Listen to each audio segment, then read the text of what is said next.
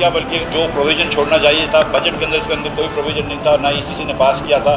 और आखिरी समरी शौकत तरीन साहब ने वापस की थी, तो ये मुझ पर जिम्मेदारी आई थी ECC के चेयरमैन के तहत कि मैंने फिर अप्रैल के पहले दिनों में 15 दिनों में, जिसमें 10 दिन इमरान खान वज़ीर आज़म थे, वो भी पैसे हमने शहबाज शरीफ की हुकूमत ने दिए। बहरहाल तो अब इस वक्त जो सूरत हाल वो ये है कि पेट्रोल पे 30 रुपये का नुकसान कर रही है हुकूमत पाकिस्तान, जबकि खान साहब का जो मायदा था वो ये था कि 30 रुपये न सिर्फ नुकसान नहीं करेगी बल्कि 30 रुपये टैक्स लगाएगी, तो 60 रुपये हो गए, और उसके ऊपर फिर 17% सेल टैक्स लगाएगी सब मिलाकर। तो उनका ये है कि 210 रुपये 245 रुपये पेट्रोल की प्राइस होनी चाहिए थी खान साहब के माहदे के तहत। जो खान साहब ने IMF से माहदा करा था उसके अंदर, उसके हिसाब से आज 245 रुपये पेट्रोल की प्राइस होनी चाहिए थी। हम अब आज भी अल्लाह की मेहरबानी से 145 रुपये की दे रहे हैं, और हम फिर एक मरतबा यकीन दिला रहे हैं लोगों को कि हम इंशाअल्लाह ताला इसके ऊपर जितनी कोशिश कर सकेंगे करेंगे, और यहीं पे प्राइस रखेंगे। और अगर प्राइस में रद्दो-बदल भी कोई आया तो हम इसके ऊपर कोई नया टैक्स नहीं लगाएंगे, ना पुरानी जो लेवी जो खान साहब ने 30 रुपये की की थी ना वो लगाएंगे, ना सेल टैक्स लगाएंगे। लेकिन ये बात भी मैं आपको बावर कराता चलूँ कि पाकिस्तान की तारीख में कभी भी हुकूमत ने नुकसान में पेट्रोल नहीं बेचा है। कोई भी मईशत नुकसान में पेट्रोल बेचना अफोर्ड नहीं कर सकती है हुकूमत, और हम इस वक्त 30 रुपये पेट्रोल पर नुकसान कर रहे हैं। ये भी मैं आपको बता दूं कि 70% पेट्रोल जो है तकरीबन एक तखमीने के हिसाब से वो गाड़ी वाले इस्तेमाल करते हैं, और 30% मोटर पेट्रोल जो है वो मोटरसाइकिल वाले इस्तेमाल करते हैं। तो ये बात दुरुस्त है कि मोटरसाइकिल जो चलाते हैं हमारे भाई, उनके ऊपर ये बड़ा बोझ पड़ेगा, इसका 600-700 रुपये महीने का बोझ पड़ सकता है अगर कीमतें बढ़ती हैं तो। लेकिन गाड़ी वाले बहरहाल बोझ पड़ेगा उनके ऊपर भी, लेकिन वो बर्दाश्त भी कर सकते हैं। ये तो पेट्रोल की कहानी है कि खान साहब ने वादा किया था 245 का, वहाँ पर जाके वाशिंगटन DC में कुछ और बोलते हैं, यहाँ पर आके इस्लामाबाद में कुछ और बोलते हैं। वो जो एक फ़र्क है इनका, इनकी कॉल ऑफ फेल में वो 100 रुपये पर लीटर है पेट्रोल के अंदर। अगर आपको ये ज़्यादा लग रहा है कि 100 रुपये पर लीटर पेट्रोल के खान साहब के कॉल ऑफ फेल में फ़र्क है, और ये तो आप हम सब जानते हैं कि खान साहब के कॉल ऑफ फेल में हर चीज़ में ही फ़र्क होता है। तो डीजल के अंदर ये स्टोरी ये है कि खान साहब की हुकूमत ने वादा ये किया था कि उधर उसके ऊपर भी 30 रुपये टैक्स लगाएंगे, लेवी लगाएंगे 30 रुपये, और उसके ऊपर 17% टैक्स लगाएंगे। मगर आज हुकूमत पाकिस्तान, और फिर उन्होंने प्राइस उसकी तय कर दी 144 रुपये गालिबन, और जो भी कीमतें ख़रीदो उसकी 144 रुपये प्राइस तय कर दी। वो उस वक्त $90 की प्राइस थी तेल की, आज तेल की प्राइस $110 के ऊपर है, और डीजल के ऊपर हुकूमत पाकिस्तान को 1 लीटर के ऊपर 70 रुपये नुकसान हो रहा है। ये हुकूमत अपनी जेब से दे रही है। हुकूमत ने पाकिस्तान की तारीख में 70 सालों में कभी डीजल पर नुकसान नहीं किया, लेकिन हम 70 रुपये डीजल पर नुकसान कर रहे हैं। जो IMF को वादा किया उस हिसाब से उसके ऊपर 30 रुपये लेवी लगनी चाहिए थी, तो 70 और 30 यानी कि 100 रुपये यहाँ से बढ़ने चाहिए, और उसके ऊपर सेल टैक्स लगना चाहिए। तो 250 के ऊपर सेल टैक्स लगा रहे हैं, तो डीजल की कीमत खान साहब के वादे के मुताबिक कम से कम 300 होनी चाहिए, 295 होनी चाहिए। तो वादा अगेन उन्होंने वाशिंगटन DC में 295 का किया, यहाँ पर वो 145 का कर दिया, हुकूमत के ऊपर खर्चा डाल दिया। अब ये बात सुने कि हुकूमत के पास कहाँ से पैसे आते हैं। हुकूमत क्या है? फर्स्ट ऑफ ऑल हुकूमत तो हम सबका कॉम्बिनेशन है, मैं भी हुकूमत हूँ, आप भी हुकूमत है, हम सबको मिलकर, यानी कि जो बोझ डाला है वो पाकिस्तान के अवाम के ऊपर ही डाला है। जब पेट्रोल की कीमत बढ़ती है या डीजल की कीमत बढ़ती है तो मिफ्ता इस्माइल की जेब में नहीं जाती है, जबकि इल्ज़ाम ज़ाहिर कोई बात नहीं, यहाँ पे आना चाहिए, या कम होती है तो हमारी जेब से नहीं जा रहा होता, ये हुकूमत पाकिस्तान का खर्चा होता है, या आम पाकिस्तानियों का खर्चा होता है, उनकी जेब से जा रहा होता है या उनकी जेब से आ रहा होता है।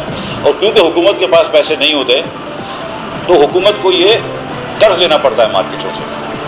मई के महीने के अंदर इस प्राइस को अगर हम मेंटेन करें, और अभी तक कोई फैसला नहीं हुआ है, और ना कोई आज की तारीख में कोई दिन कुछ दिनों में कोई मुतवक्को है, लेकिन मैं एक बात, क्योंकि मैं कराची में था तो मैंने कहा कराची में हमारे भाइयों को मैं समझाता चलूँ, फिर इंशाल्लाह इस्लामाबाद में भी बात मौका मिलेगा तो करूँगा वहाँ पर भी, कि जो इस महीने के अंदर जो हजम है नुकसान का, हुकूमत पाकिस्तान की जेब से जो पैसे जाएंगे 102 अरब रुपया है, 102 अरब रुपया।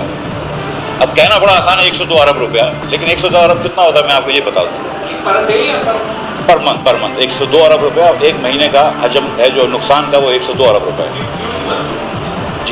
102 अरब रुपये इतने होते हैं कि पूरी हुकूमत चलाने की, जो सिविलियन गवर्नमेंट चलाने का जो खर्चा है महीने का, वो तकरीबन 45 अरब रुपया है। 45 अरब रुपया हुकूमत चलाने का खर्चा, पूरी हुकूमत चलाने का, हर मिनिस्ट्री चलाने का, सब खर्चा सिविलियन गवर्नमेंट चलाने का, सारी कोर्ट्स चलाने का, जो स्कूल का निज़ाम चलाने का है, पुलिस का निज़ाम चलाने का है, सारा खर्चा जब आप मिलाते हैं तो वो 45 अरब रुपया महीने का होता है, जो हर साल इत्तेफाक से PI नुकसान भी करती है। वो खर्चा जो 45 अरब रुपए का हुकूमत चलाने का है, आज हम 102 अरब रुपया नुकसान कर रहे हैं सिर्फ पेट्रोल पे, यानी कि हम 2.25 हुकूमतों जितना एडिशनल खर्चा कर रहे हैं।